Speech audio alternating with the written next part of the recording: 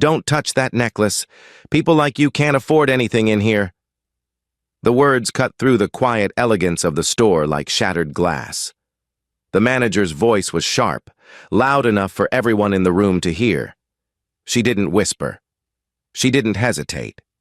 She announced it, boldly and without shame, pointing directly at a poised black woman admiring a diamond necklace behind the glass.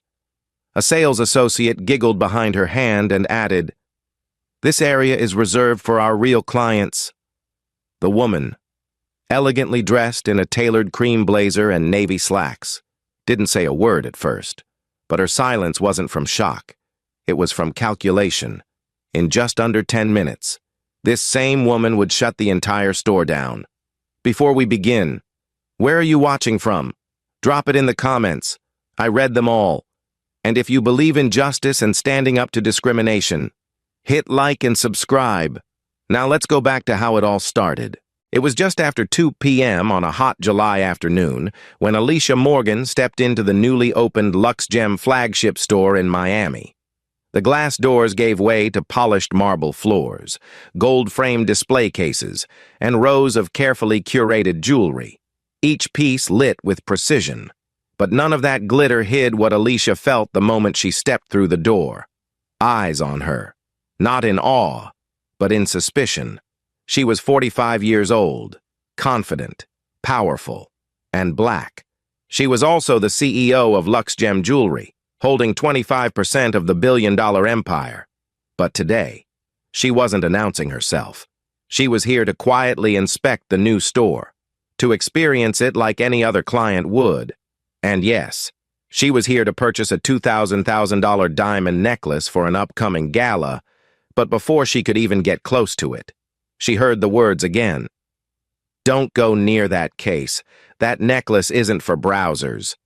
The woman speaking was Vanessa Reed, the store manager, white, polished, and immediately dismissive. Vanessa didn't ask Alicia if she needed help. She didn't smile. She didn't even pretend. Instead, she stepped between Alicia and the case like a human wall and crossed her arms. "That's a VIP piece," she snapped. "We don't let just anyone handle it." Alicia stayed calm. "I'd like to see the piece up close. Please." Her voice was even, steady, but Vanessa scoffed. "Unless you have an appointment and ID to prove you're one of our VIP clients, I'm going to ask you to step away." Her tone was cutting. Alicia opened her mouth to respond, but before she could, a sales associate named Emily Carter joined in. She was younger, maybe early 30s, with sharp features and a tight bun. "We've had issues with people wandering in just to take photos or waste time," she said, her eyes scanning Alicia's clothes. "You're not on the list, and you're not dressed like someone who buys six-figure diamonds." Alicia was still. She wasn't rattled, just annoyed. This wasn't new. She'd dealt with bias before. But this time, the irony cut deep. She owned the store. She owned the necklace. And she owned the very employment contracts these women were standing on. A few feet away, a white customer browsed freely. She looked up from a sapphire bracelet and shook her head. "This is unfair," she said softly. Her name was Laura Bennett.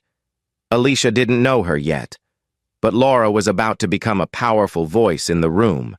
Then came the next sting. Emily stepped forward and hissed, "You're making the other clients uncomfortable." She motioned toward a private booth behind the sales floor. "Please wait over there or exit the store." Alicia squared her shoulders. "I'd like to speak to whoever is in charge." Vanessa raised an eyebrow.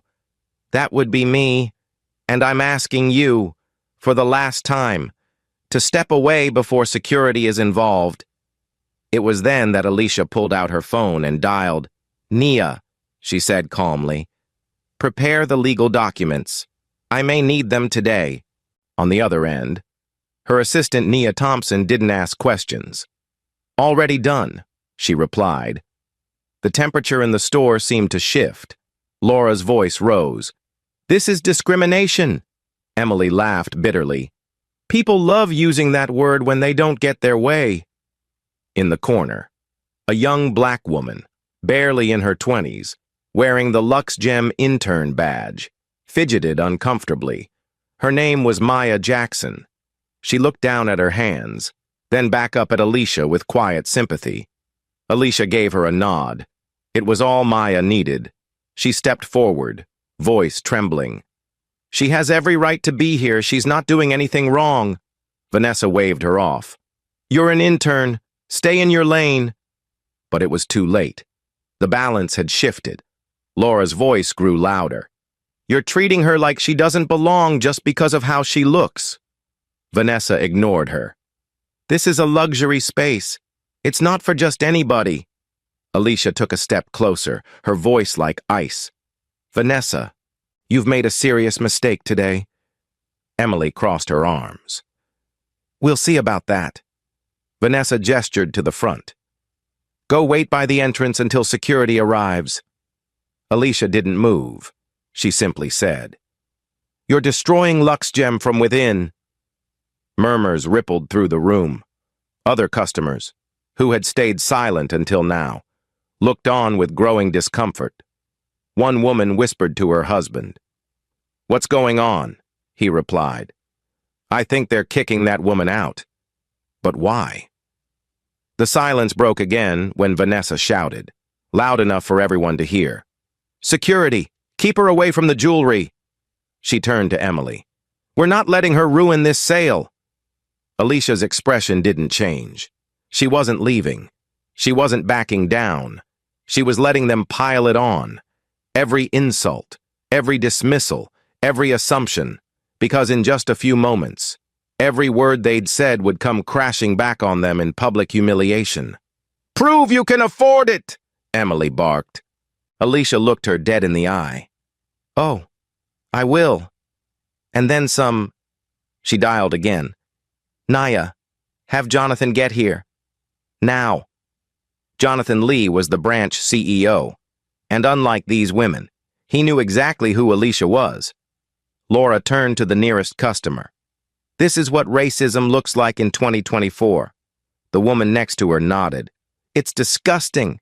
And still, Vanessa stood her ground, blind to the storm about to hit. So that's how it began, with a necklace, an insult, and the quiet fury of a woman who built an empire only to be told she didn't belong in her own store. But the story was just getting started. Vanessa's heels clicked like a metronome of contempt as she stormed to the cash wrap and slammed the intercom button, her voice booming through hidden ceiling speakers. "Attention staff, please keep the customer in the navy slacks away from the diamond showcase. She is disruptive and may damage merchandise." Shoppers froze, crystal chandeliers quivering under the sudden hush. Emily, the sales associate, smirked from behind a velvet-lined tray and added, loud enough to carry, "She's wasting everyone's time. Our real clients are waiting." A silver-haired couple glanced up with knitted brows, then looked away, uneasy. Alicia stood her ground, hands relaxed at her sides, the same calm that once negotiated billion-dollar mergers now steadying her pulse. She would not give these women the satisfaction of a flinch. A soft chiming pinged from her phone. Nia had texted that all legal drafts were prepared and time-stamped. Alicia typed a quick "proceed" and slipped the phone back into her pocket just as Vanessa snapped her fingers at Daniel Holt, the security guard hovering near the entrance. "Escort her out," Vanessa barked, "and make it quick." Daniel, a broad-shouldered man in a black blazer and earpiece, hesitated. He had watched the exchange, and the distaste in his eyes was now shadowed by doubt. "Ma'am, let's step outside," he said quietly. Alicia lifted her gaze, met his. "If you put one finger on me, you'll be included in the discrimination suit already being filed." Daniel swallowed. Behind him, Emily ushered a platinum blonde patron toward the necklace Alicia had admired and whispered a promise of a 10% VIP discount, anything to prove who truly mattered, that customer, eager for preferential treatment. Nodded and slipped past Alicia with a practiced air of entitlement. The room's energy shifted. A ripple of murmurs floated across glass cases and velvet stools. Laura Bennett, still clutching her handbag in one hand and righteous fury in the other, stepped forward. "This is outrageous," she declared. "You're humiliating her for no reason." Vanessa rolled her eyes. "Ma'am, you're welcome to browse, but do not interfere with store policy." Laura's cheeks flushed. "Policy that targets black customers?" she asked, voice rising. Emily's laugh was brittle. "Play the race card all you want, but rules are rules." In the far corner, Maya Jackson's trembling fingers stilled on the credit card terminal. She drew a slow breath and spoke, barely above a whisper but clear as crystal. "Ms. Bennett is right. Ms. Reed told me on my first day to keep people who look like her from high-value items." Silence swept the floor again, heavier this time. Vanessa spun toward the intern. "Enough. You're on probation." Maya's chin lifted a fraction. "Probation for telling the truth?" Alicia's heart tightened. She recognized the courage it took for a young employee to speak out against her boss. She gave Maya a subtle nod of gratitude, then turned to Vanessa, voice measured. "Each word you spit digs you deeper. I suggest you stop." Vanessa responded with a brittle smile. "I suggest you leave before we call the police." Alicia dialed her phone on speaker. "Jonathan, accelerate your arrival. We have an ethics violation in progress." Jonathan's reply came through clear. 5 minutes out. Vanessa paled at the mention of the branch CEO's name, but pride trumped prudence. She raised her chin and announced over the intercom again. "All associates, security code 2, remove the disruptive guest." Shoppers gasped. An elderly gentleman set down his monocle-style reading glasses in disbelief. Laura stepped between Alicia and Daniel, planting her feet like a linebacker defending the goal. 2 more customers, a young Latina mother and a retired Army colonel, joined her flank. Daniel's brow furrowed. The crowd was siding with Alicia. Physical removal risked backlash and lawsuits. Emily leaned toward Vanessa, whispering. "Maybe we should wait," Vanessa hissed back. "If we back down now, we look weak." Alicia straightened her blazer. "Weakness isn't your problem. Liability is." She turned to the gathering patrons. "Thank you for standing up. I assure you, justice is coming." Laura's voice, now steady, carried across the room. "I was here last week when Vanessa belittled Maya in front of customers. I won't be silent again." The colonel nodded. "Neither will I."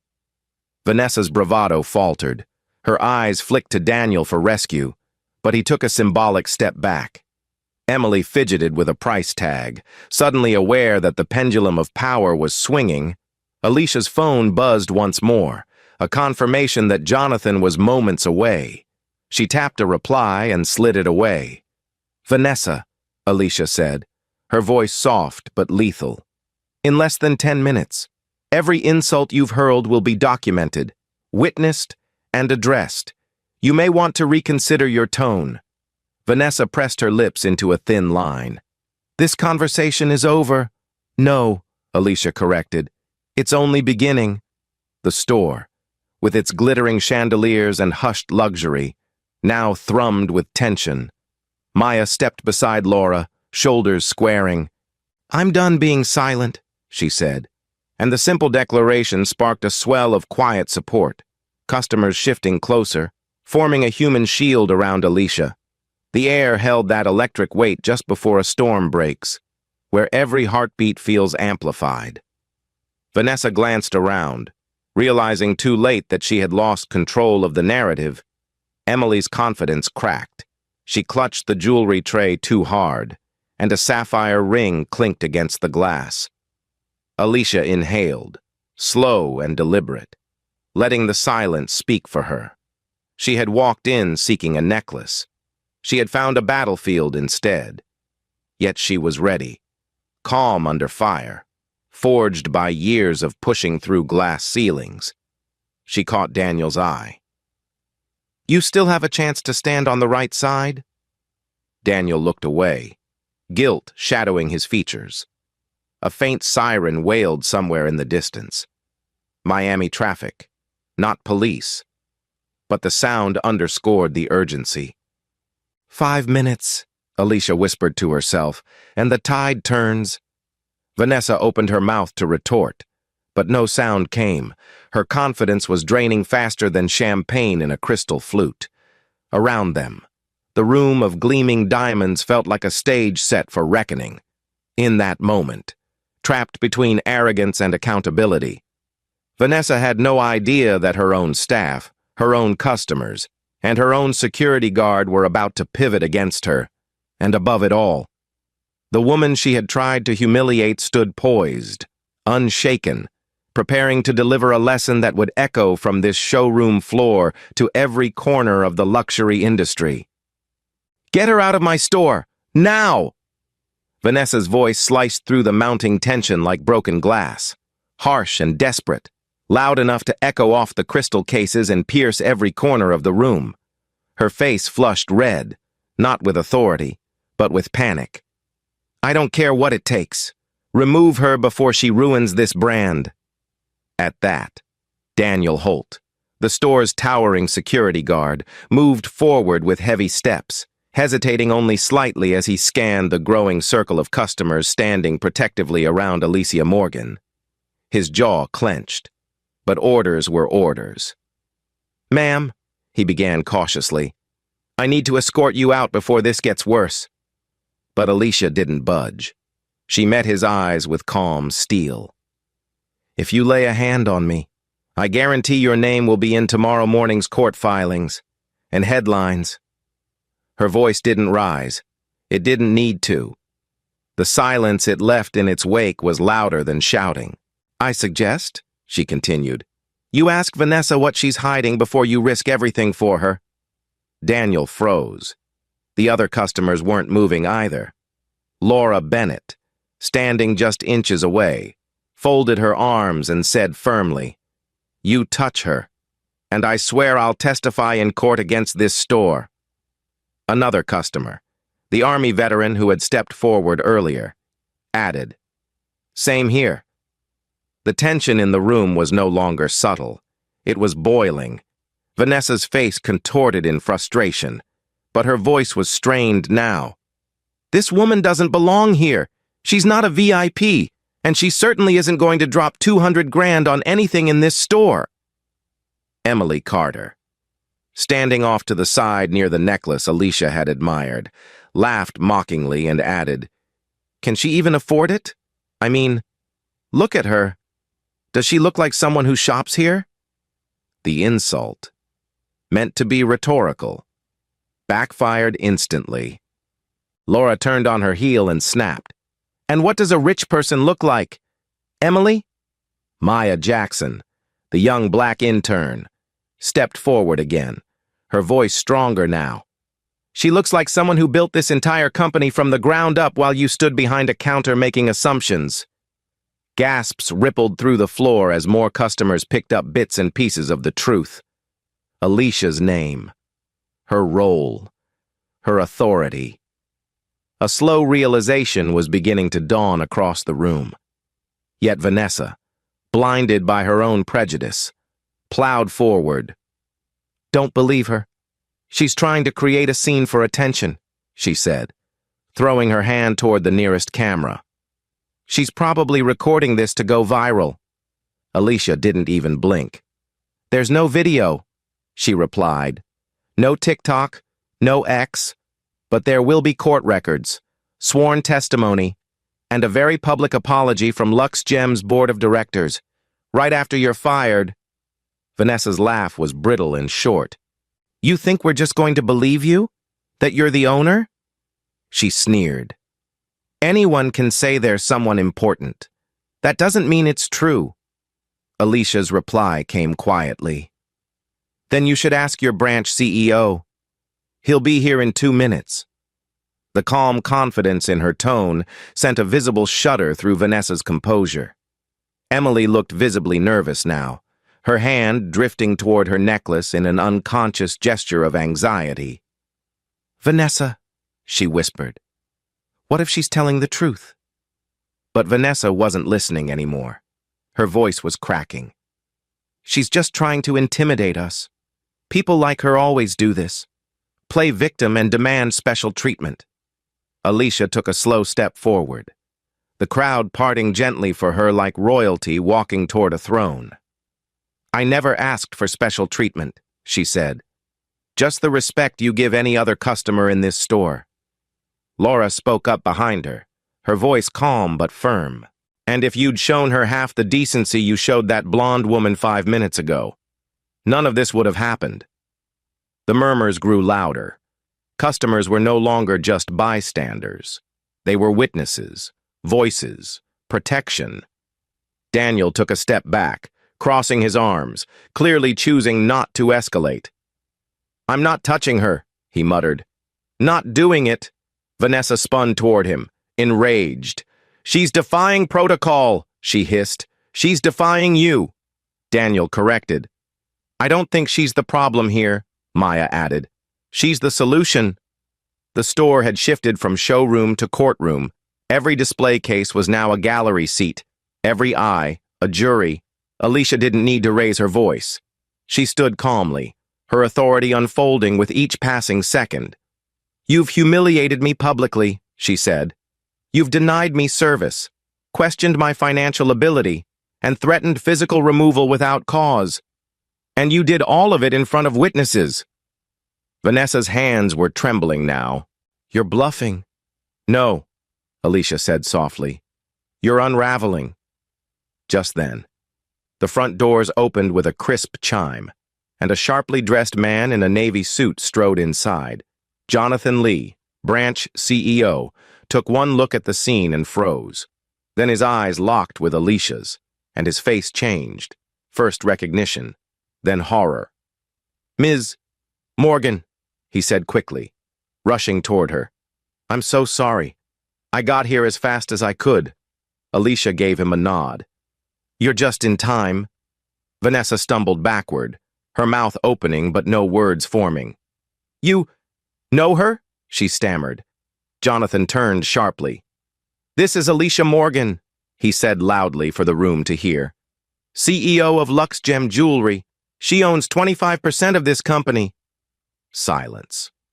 Emily dropped the necklace tray onto the velvet counter with a dull thud. Vanessa's knees nearly buckled. Daniel blinked hard, taking a slow step away. Maya closed her eyes, exhaling in quiet vindication. Alicia looked directly at Vanessa. "You're terminated, effective immediately." And just like that, the air shifted again, no longer thick with tension, but with stunned awe.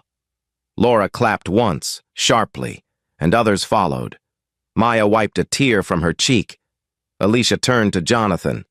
"Close the store. No more sales today. We're done here until this branch is restructured from the ground up." Jonathan didn't hesitate. "Understood. I'll inform headquarters." Alicia turned to the gathered customers. "Thank you. Your support mattered. I won't forget it." Then she faced Vanessa one last time. "You built this house on exclusion. I'll rebuild it with justice." The store was silent for a beat. Too silent. Vanessa stood frozen, her eyes wide and unblinking as Jonathan's words settled into the marble floor like a dropped gavel. "This is Alicia Morgan," he had said, "CEO of LuxGem Jewelry." The weight of that title reverberated through every glass case and every stunned onlooker. It was as if the air had thickened with realization, and every person in the room now saw Alicia through a new lens, not as a problem, not as an outsider, but as the very power structure that Vanessa and Emily had tried to suppress. But Vanessa wasn't done. She couldn't be. Pride is a dangerous thing, and hers was bleeding. "No," she muttered, shaking her head as if that would undo the last 5 minutes. "This is a stunt, a setup. She's lying." Her voice cracked with desperation. She's just saying she owns the company. Anyone can walk in and make that claim. Alicia turned toward her, not in anger, but in disbelief. Even now, she said softly, you still believe your prejudice before your eyes. Vanessa flailed for ground, pointing toward the diamond case. She touched that necklace. She's trying to damage store property. That's a liability issue. Her voice was louder now, hoping volume might rewrite the narrative. Emily, still clinging to the counter, offered a weak echo. This isn't how real executives behave. But no one was listening to them anymore. Laura stepped forward, arms folded tightly. You're accusing her of sabotage now? After everything you've done? Maya added. I saw it all. She never touched the necklace. Vanessa's twisting the truth because she got caught. Alicia didn't move. She stood rooted in composure, hands by her sides, voice calm. This isn't about jewelry. This is about who you think has a right to be here. And because I didn't look the way you expected a CEO to look, you tried to erase me from my own store. Vanessa's voice turned shrill. You don't understand the kind of customers we deal with. This is a high-pressure location. We've got celebrities, diplomats, people who expect to see someone like me, not someone like you walking around the VIP section. The moment the words left her lips, the store fell into an icy silence. Even Emily recoiled. Jonathan's jaw tightened. Someone like her? He repeated coldly. Do you even hear yourself? Vanessa tried to backpedal. That's not what I meant. It's exactly what you meant, Alicia cut in, her voice firm. And every person in this room heard it. You've humiliated me, undermined me, and now you've accused me of property damage in a pathetic attempt to cover your tracks. She pulled out her phone. Nia, she said, Jonathan has confirmed my identity. Prepare to initiate formal charges. Get our legal team on the line and notify the board. Nia's voice came through crisp. Already underway. They're expecting your update within the hour. Alicia looked to Jonathan. Shut the store down. Every customer, every associate. This branch is closed for internal review until further notice. Jonathan nodded and turned to the remaining staff. Everyone, off the floor, lock the front doors. All operations are suspended immediately. A collective murmur swept across the showroom. Shoppers began moving slowly toward the entrance, though some lingered. Reluctant to leave before seeing how the rest unfolded, Maya stood rooted in place, unsure whether she was still allowed to speak. Alicia turned to her. Thank you for your courage today. You didn't have to speak up, but you did, and it mattered. Maya blinked hard, her voice trembling. I just didn't want to stay silent. Not again. Alicia smiled, just slightly. That silence ends today. Vanessa, desperate, clutched at one final excuse. You can't fire me on the spot. There's a protocol, HR, due process. Alicia turned to her with finality. There's a clause in your employment agreement that permits immediate dismissal for conduct that damages LuxGem's brand or violates anti-discrimination policy. You approved it yourself at onboarding, Jonathan added. It's in Section 4, page 6. I drafted it. Vanessa stood with her mouth open, unable to respond. Emily, pale and shaken, looked down at her shoes, saying nothing. Laura crossed her arms. I hope you both learned something from this. Daniel, the security guard, who had remained mostly quiet since backing away from Vanessa's earlier command, finally stepped forward. Ms. Morgan, I want to apologize, he said. I should have stepped in sooner. Alicia met his eyes. Acknowledging it now is better than never. Thank you. Then she turned to Jonathan. Suspend Vanessa Reed, Emily Carter, and Daniel Holt pending legal investigation. Make sure their store access is revoked. Today. Already happening, Jonathan replied, pulling out his tablet and tapping commands. Vanessa finally collapsed into a nearby chair, her head in her hands, her confidence shattered in the very space she once ruled. Emily tried to speak, but Alicia held up a hand. "You'll have your chance. In court." Laura stepped beside Alicia. "You know you just made history in this room."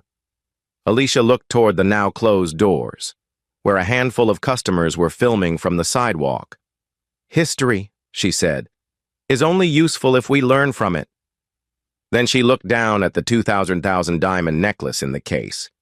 "It's stunning," she said to no one in particular, "but not nearly as valuable as dignity." The air was still, reverent, like the moment after a storm has passed and the damage becomes visible. Jonathan exhaled slowly. "What's the next step?" Alicia turned toward the office in the back. "We hold the board meeting, we file the suit, and then we rebuild, on truth, not image." Jonathan's order to lock the doors triggered a quiet choreography, associates drawing bronze curtains over display windows while a soft security alarm hummed into readiness, signaling to bystanders on the sidewalk that Lux Gem's flagship was no longer open for business. Inside, the last hesitant shoppers filed out, glancing back at the scene they would surely recount to friends and family, their faces lit by a mix of outrage and awe. Alicia waited until the latch clicked before she spoke again, her voice traveling across the now empty showroom with calm authority. "This branch is officially under internal review," she said, addressing every remaining employee as if they were a single, brittle audience. "No merchandise leaves, no data is altered, and no statements are issued without legal counsel present." Her words carried neither anger nor triumph, only a precise, steady resolve that made Vanessa's earlier bravado seem almost childish. Emily swallowed hard. The silence scaffolded her fear. She tried to speak, but what emerged was a shaky half-apology wrapped in self-defense. "I didn't mean to. Vanessa told me. We were just following her lead." Alicia turned, giving Emily the full wattage of her attention. "Following bias is still bias," she said, "but honesty, even late, can carry weight. Are you willing to tell the truth?" Emily's eyes flicked to Vanessa, then back to Alicia. "Yes," she whispered. "I will." Vanessa's head snapped up, but before she could lash out, Jonathan stepped forward, tablet in hand. "Ms. Reed, Ms. Carter, and Mr. Holt are hereby suspended without pay pending the outcome of the investigation. HR will escort you to retrieve personal belongings. Your access badges have been deactivated." Vanessa sputtered. "You can't." But Jonathan cut her off with a single raised finger. "Enough." Emily's shoulders sagged, relief and dread battling in her posture as she realized she might salvage her conscience, if not her career. Daniel took the directive quietly, turning toward the staff entrance where 2 HR representatives, summoned by Jonathan minutes earlier, now waited with sealed evidence bags and clipboards as they left. Vanessa cast a final glare at Alicia, but the power that glare once had was gone, dissolved by the brutal math of lost authority. A hush settled over the showroom, punctuated only by the distant whir of climate control and the faint rattle of jewelry trays as clerks secured them in the vault room. Alicia faced the remaining associates, many wide-eyed junior staff who had watched the drama unfold with equal parts terror and vindication, and offered what felt less like a speech and more like a quiet contract. "I built Lux Gem on craftsmanship and integrity," she said, hands loosely clasped before her, or, "What you witnessed today was the opposite of those values. Starting now, this store will become a model of respect, transparency, and fairness. Those willing to help me rebuild are welcome to stay." Maya Jackson stepped forward first, voice clear despite trembling fingers. "I want to stay," she said. "I want to prove that this place can change." Alicia nodded, her expression softening. "Then you will, and your bravery today will not be forgotten." She turned to Laura Bennett, who had chosen to remain inside instead of heading back to the afternoon sun. "Ms. Bennett, customers seldom put themselves at risk to defend a stranger. You did. I thank you." Laura shook her head. "Defending dignity shouldn't be risky," she said quietly. "It should be the baseline." Jonathan tapped his tablet, formalizing a note. Laura Bennett, key witness. Commendation recommended. It was the sort of administrative gesture that might sound bureaucratic, but Alicia knew it mattered. Paper trails of gratitude are just as real as paper trails of wrongdoing. With the antagonists removed, the energy in the room shifted from confrontation to reconstruction. Alicia requested a laptop, and a junior associate hurried it over on a velvet tray usually reserved for diamonds. She opened a secure portal, looping in the corporate legal team via video. Their faces filled the screen. Attorneys in muted suits sitting in conference rooms hundreds of miles away, ready to record statements and preserve evidence. One by one, employees described what they had seen. Vanessa's public shaming, Emily's parroting insults, Daniel's near ejection, the customer's intervention. Each testimony layered corroboration, turning bias into documented fact. Emily returned under escort to give her statement, voice faltering as she confessed that Vanessa had trained staff to gauge visual wealth before offering service, a practice she now realized was indefensible. The lawyers asked clarifying questions. Jonathan notarized each answer digitally. Every minute, Alicia's case strengthened, her measured patience converting a humiliating incident into an ironclad legal framework. Outside, local reporters began to gather, tipped off by customers who had texted friends about the spectacle.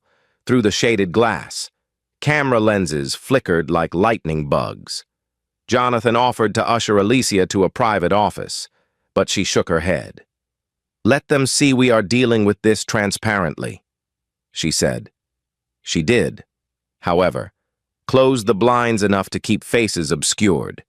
Dignity, she insisted, must extend to staff who were cooperating. The attorneys logged off after securing electronic copies of video from store cameras, screenshots of social media chatter already cropping up, and the intercom audio within the hour. A cease and desist letter would land in Vanessa's inbox, forbidding her from contacting any customer or employee about the incident. Meanwhile, HR completed its walkthrough, sealing Vanessa's desktop tower for forensic imaging. The methodical clicks of evidence seals sounded almost cathartic, each snap a small restoration of order.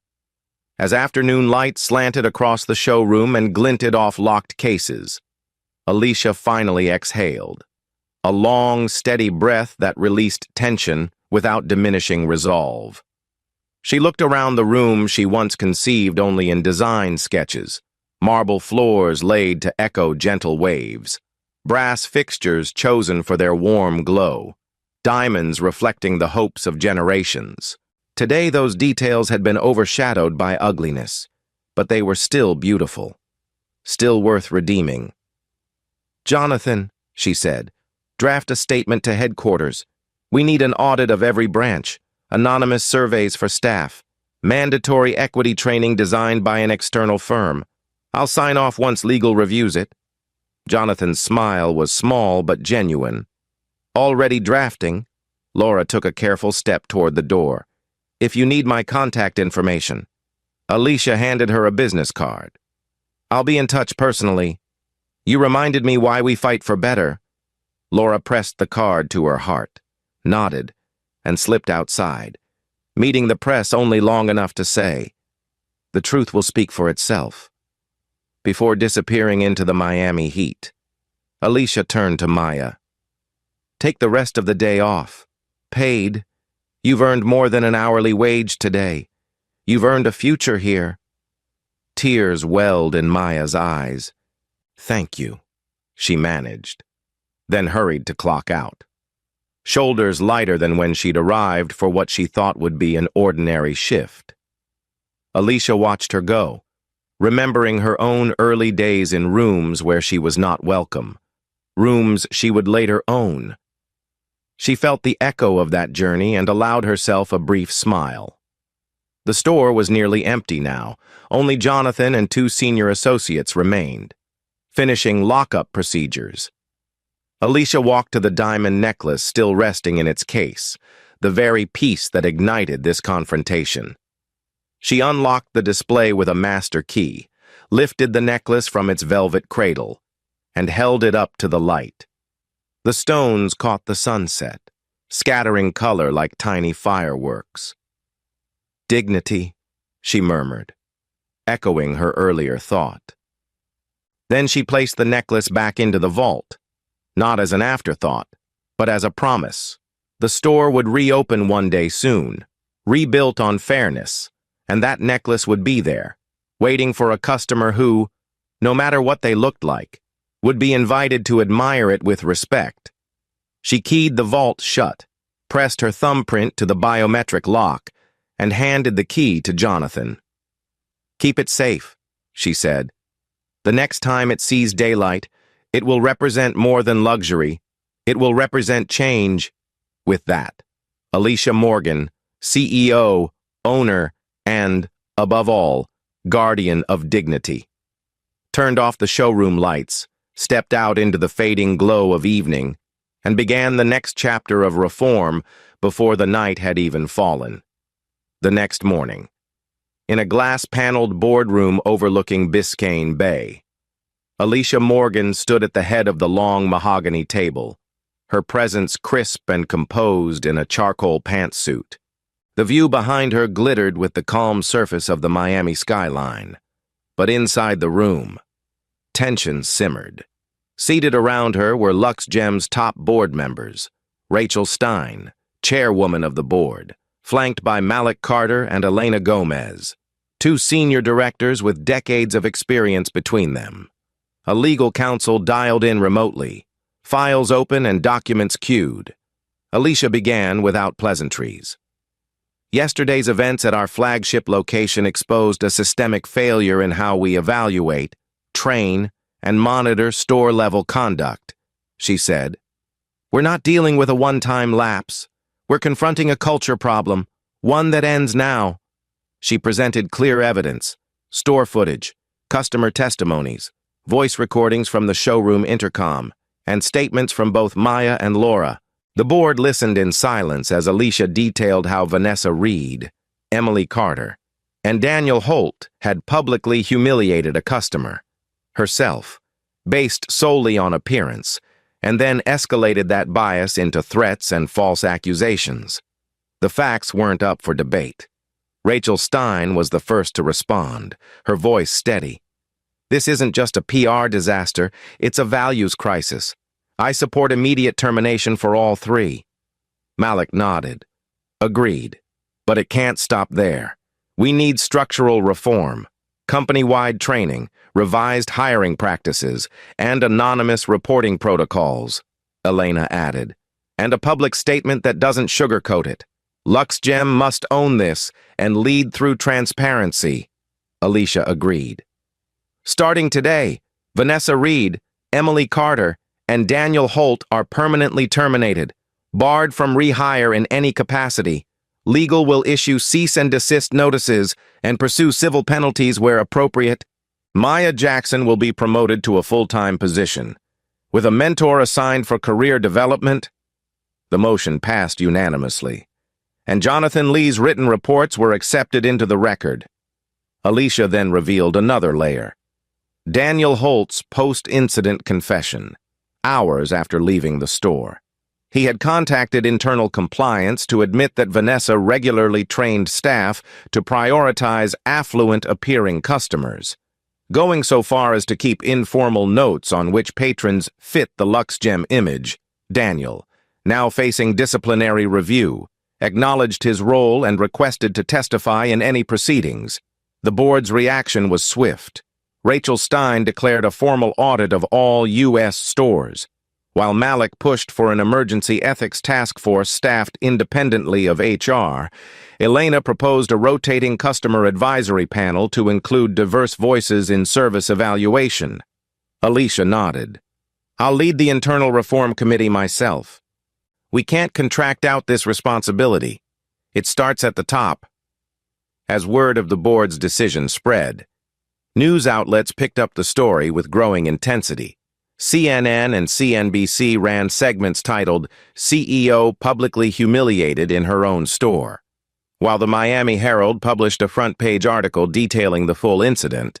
Lux Gem's stock dipped 20% by late afternoon as investors reacted to the scandal, but Alicia wasn't panicked. "Temporary losses," she told the board, "are worth long-term integrity." What mattered more was how the public responded. Customers flooded Lux Gem's customer service inbox with messages of support for Alicia and Maya. Some shared stories of subtle slights they'd experienced in other luxury spaces, calling Alicia's stand a wake-up call for the industry. Social media took note, not through viral videos, but through first-hand posts from people who had been in the store. Witnesses described not only what happened, but how Alicia handled it, with calm, with truth, and with action. It wasn't rage that defined her, it was restraint. By the end of the day, Alicia convened a small task force to design a company-wide anti-discrimination initiative. This would include intensive bias training, secret shopper-style testing across all locations, partnerships with civil rights organizations, and a requirement that all regional managers attend a multi-day equity and inclusion summit. She named the program Lux Gem Forward, a clear signal that this reform wasn't about punishment, it was about accountability. At that same meeting, Maya Jackson was invited to share her input on the intern experience, her voice shaping the very policies that would protect future employees like her. Alicia thanked her again publicly, not as a token, but as a contributor. Maya stood up when most people would have stayed silent. "We honor that by making sure no one else has to carry that burden alone." Rachel, Malik, and Elena each committed to making Lux Gem a case study in how to confront bias, not just with apologies, but with structural change. "We have an opportunity here," Malik said, "to show the industry that protecting profit doesn't mean ignoring prejudice." Alicia agreed. "And we don't lead with statements, we lead with truth, even when it hurts." That truth, now codified in meeting minutes, would define the next chapter of Lux Gem's story, not just as a brand known for luxury, but as one that refused to look away when faced with injustice. And in that boardroom, looking out over the same city that had witnessed her humiliation, Alicia didn't feel embarrassed. She felt resolved. The fall had already happened. The rise was hers to lead. 3 months later, when the Miami breeze had cooled from summer's blaze to the gentler hush of early autumn, Lux Gem's flagship store reopened its polished doors, this time beneath a discreet banner that read, "Grand Reopening, Integrity in Every Facet." No cameras were invited. Alicia Morgan wanted the first day to belong to customers, not headlines. Yet word still traveled. Inside, familiar marble floors gleamed, but subtle changes spoke volumes. A customer bill of rights, framed in gold at the entrance, staff name badges bearing both first names and pronouns, and a quiet welcome desk staffed by none other than Maya Jackson, now full-time and radiantly confident in a tailored blazer of her own.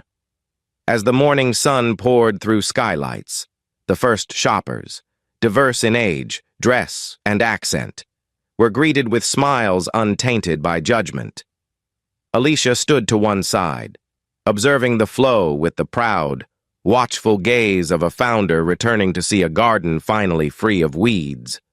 Reports of the reforms had traveled fast, secret shopper audits at every branch, a partnership with a national civil rights organization, and the newly formed Lux Gem Equity Council chaired by Rachel Stein, ensuring that policy lived beyond press releases. But the real proof lay in human moments, like when an elderly gentleman in jeans admired a sapphire cufflink set and was offered a seat in the VIP lounge without anyone first scanning for branded shoes, Or when a young Latina entrepreneur asked to see engagement rings and an associate began not with price tags, but with, "Tell me about the person you love." The financial markets, jittery after the scandal, had watched more cautiously than customers, yet even they responded, backed by the transparency of weekly progress reports and an independent audit showing bias complaints down by half across all stores.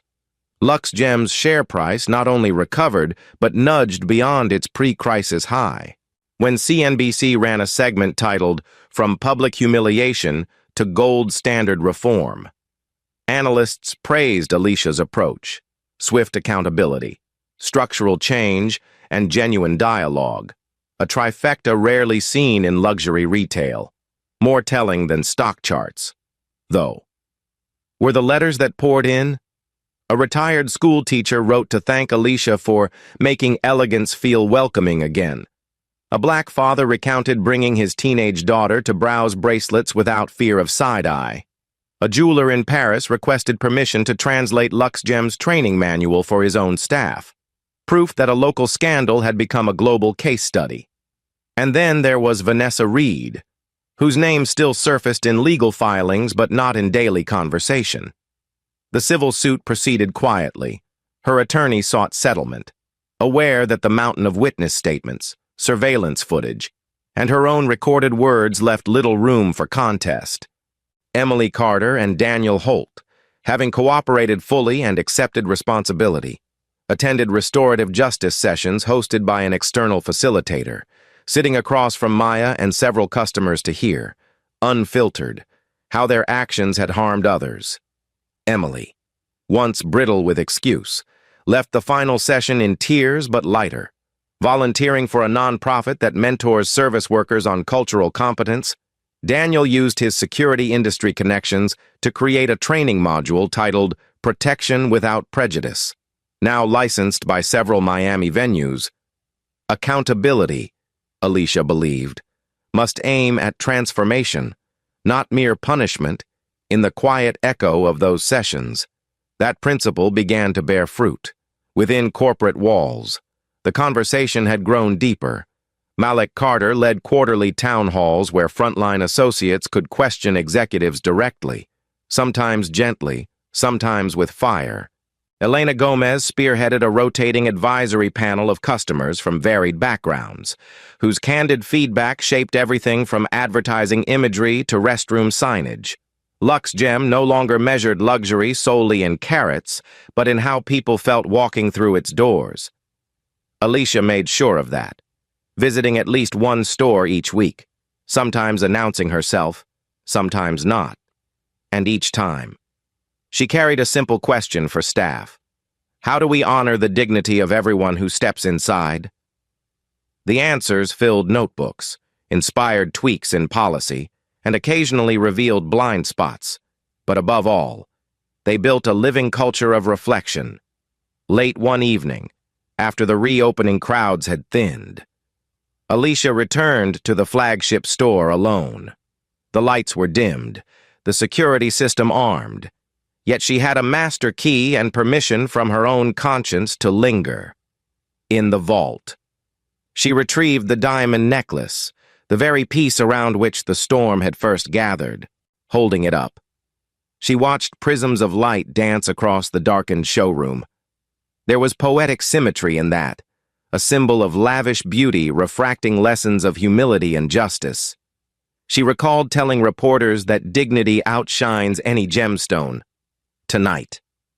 The necklace seemed to agree, its sparkle quieter yet deeper, as though it too had learned something.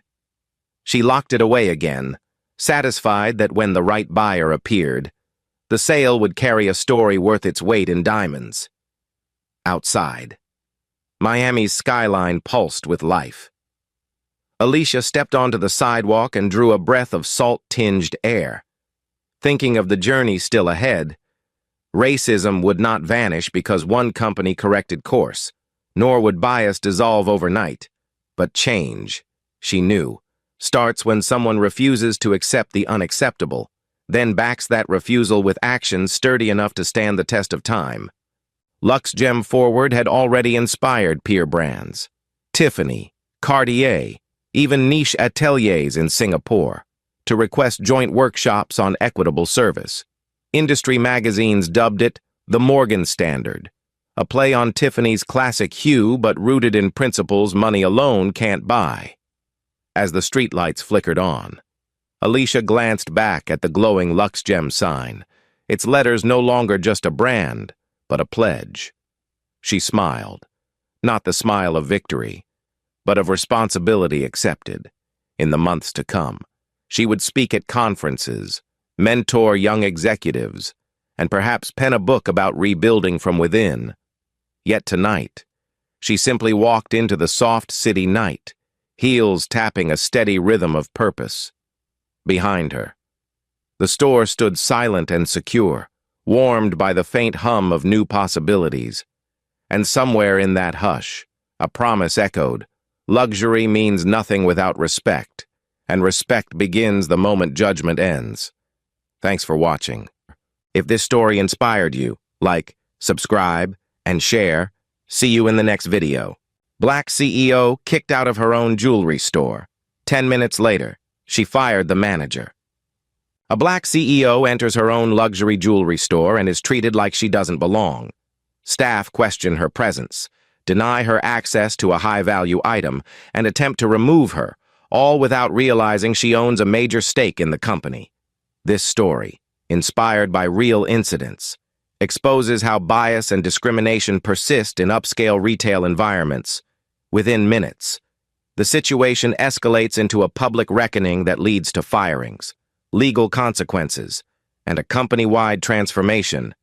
Black CEO kicked out of her own jewelry store explores themes of leadership, dignity, and the power of taking action when it matters most. Stay for the twist. Like if it moved you, share your thoughts below.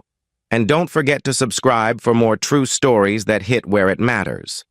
Heartwarming stories, real-life story, inspiring stories. Black CEO, jewelry store discrimination, kicked out, CEO revenge, justice served, woman empowerment, black excellence, leadership power, inspirational story, manager fired, true racism.